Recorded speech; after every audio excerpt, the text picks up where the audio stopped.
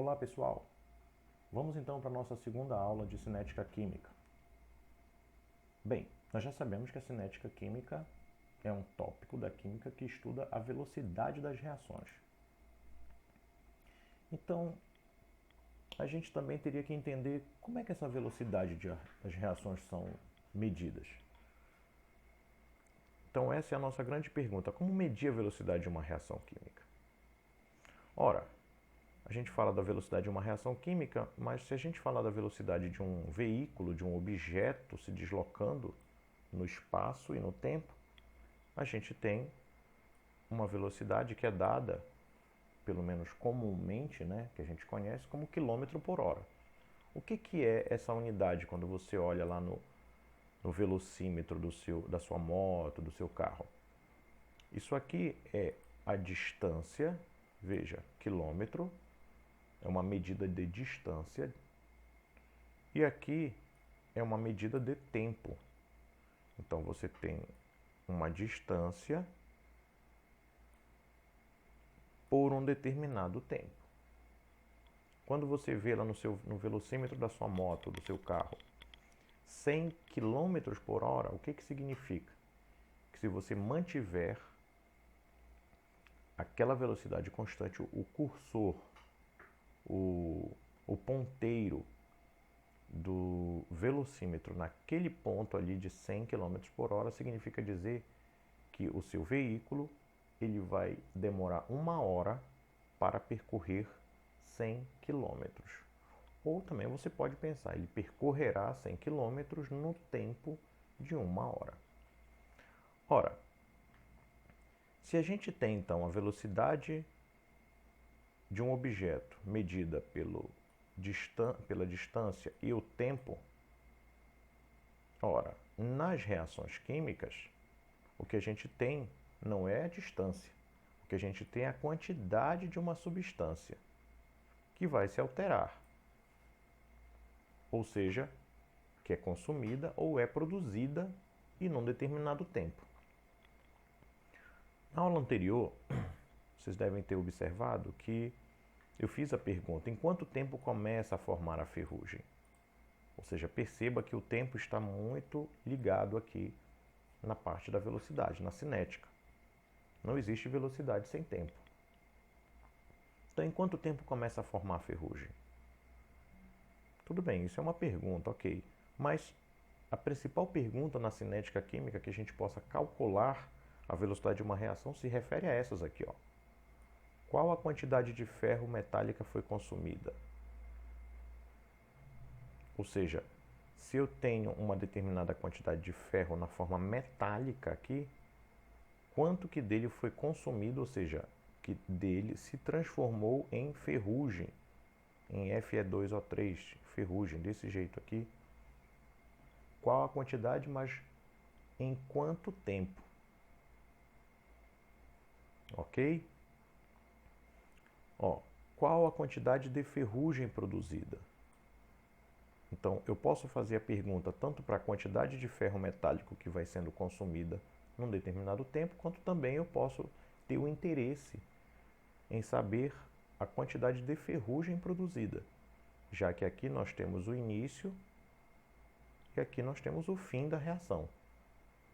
Mas nós temos um tempo desse ponto, que é o ferro metálico, até esse segundo ponto, que é a ferrugem.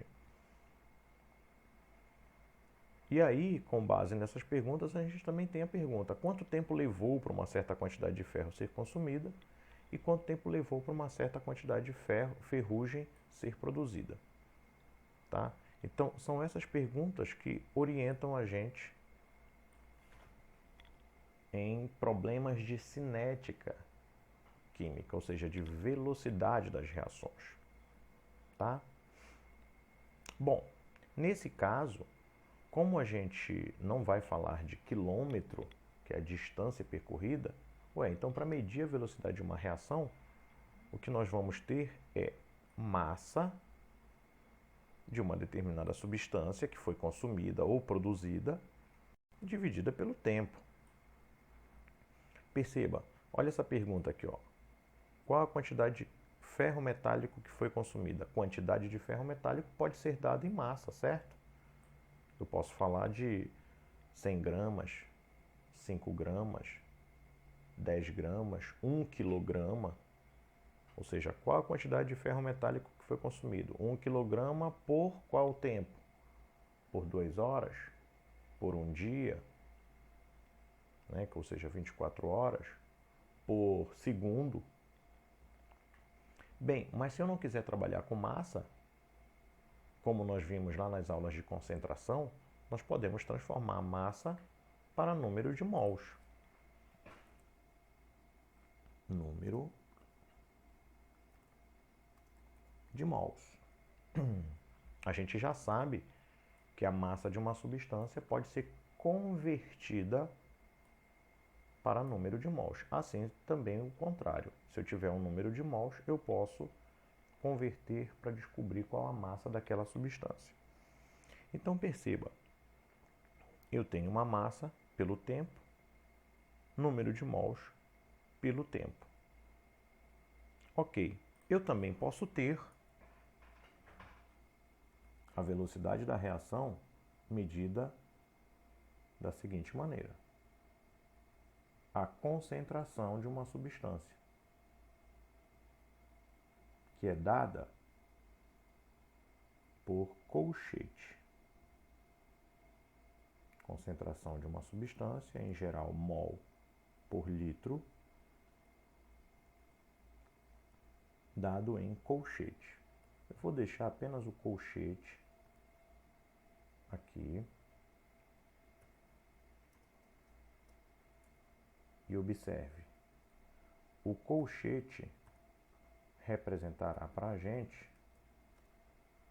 concentração em mol por litro.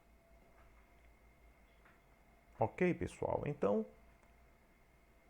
as formas de você medir a velocidade de uma reação pode ser pela massa de uma substância dividido que é consumida ou produzida. Você pode também falar do número de mols, que também é consumido ou produzido por um determinado tempo, ou também você pode calcular utilizando a concentração, e essa concentração já é dada em mol por litro. Esse colchete que você está vendo aqui, ele representa para você esse termo, concentração em mol por litro. Tá? A gente vai ver lá na frente alguns exemplos sobre isso, ok? Então, basicamente, pessoal, como é que a gente pode calcular? O tempo, ele pode ser dado em segundos, minutos, horas, dias, anos ou décadas. Qualquer uma dessas medidas você pode utilizar ou pode ser utilizada para se referir ao tempo. Ok? Então, mais uma vez, vamos observar aqui a velocidade de um objeto, ela é medida pela distância por um tempo. Mas como é que a gente mede a velocidade de uma reação química? Ou seja, eu tenho uma substância que está sendo consumida e uma substância que está sendo produzida. Aqui nesse exemplo, nós temos o ferro que está sendo consumido, ok? O ferro metálico, e a ferrugem que não está sendo consumida não, ela está sendo produzida ou está sendo formada. Então eu posso tanto calcular a quantidade de ferro que foi consumida por um determinado tempo, ou a quantidade de ferrugem que foi produzida. Portanto, basta utilizar a massa dessas substâncias que foi sendo consumida ou produzida por um determinado tempo. Aí eu vou saber a velocidade dessa reação. Se eu não quiser ou não tiver a massa, eu posso calcular pelo número de mols. Ou seja, se eu tiver 5 mols de ferro que está sendo consumido por segundo, então é 5 mols por segundo. O que significa isso? Que a cada 1 segundo, 5 mols de ferro está sendo consumido. Eu também posso falar de concentração pelo tempo, ou seja, uma determinada substância que se apresenta dentro de um recipiente numa determinada concentração, essa concentração dela pode mudar também com um determinado tempo. Então, veja que a velocidade pode ser medida em uma dessas três aqui e sempre dividido pelo tempo. E o tempo dado em segundos, minutos, horas, dias, anos ou décadas também. Ok, pessoal? Espero que vocês tenham entendido. A gente se vê aí na próxima aula, na aula 3, com alguns exemplos que eu vou passar para vocês de como aplicar essas situações.